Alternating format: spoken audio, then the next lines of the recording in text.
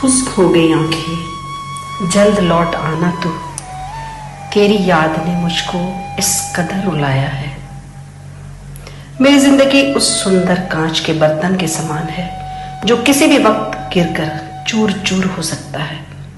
ये जुबान, ये दर्द उस पिता की है जिसने अपनी इकलौती संतान को वहां दाखिला करवाया था जिस मुकाम पर पहुंचने के लिए करोड़ों बच्चों की ख्वाहिशें हिलोरे मारती है। लेकिन बेटे ने दीवार पर लिख दिया, मैं परेशान हो गया हूं, मुझे माफ करना।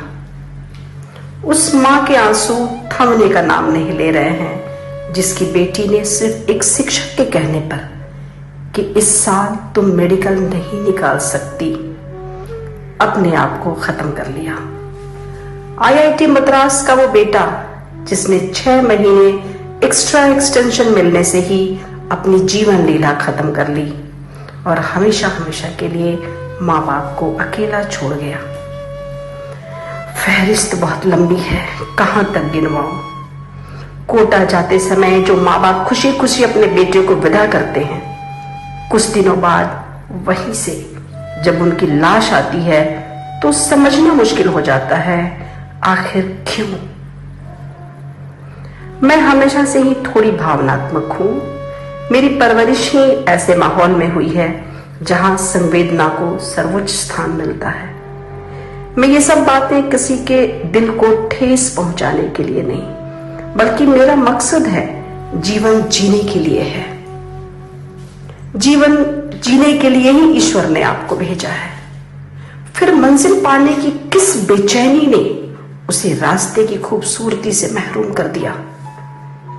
मैं पूछती हूं उन बच्चों से कि क्या हक है उनका जिन आंखों ने बड़े बड़े सपने देखे थे, उन माँ बाप को हर पल का मौत दे दिया। उनकी जिंदगी की शाम कैसे कटेगी बच्चों के बिना? एक पल के लिए भी नहीं सोचा। तिल तिल मारने से अच्छा था पहले हम लोगों को ही मौत के घाट उतार देता। ये एक मां की बेबसी है। जब से बच्चा मां के गर्भ में आता है, सुनहरे संसार में वो डूब जाती है। आंखों में सपने पलने लगते हैं, पिता का सीना चौड़ा हो जाता है और उस वक्त जब बेटा देश का सर्वोच्च परीक्षा सफलतापूर्वक प्राप्त करता है तो उस समय उनकी खुशियों का अंदाजा लगाना मुश्किल हो जाता है। टूटी झोपड़ी महलों में बदल जाती है, बिके हुए खेत किसी राजा की जमींदारी से कम नहीं लगती।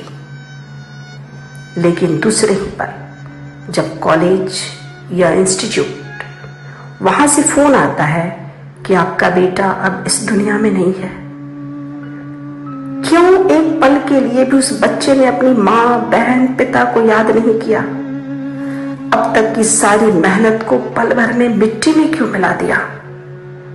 आखिर उनका कसूर क्या था? क्या अपने बच्चों की खुशियां देखने का उनका हक नहीं था? आज सोचती हूं हमारे बच्चे क्यों इतने कमजोर हो गए। थोड़ी सी परेशानियों को वो जिंदगी से जोड़ लिया।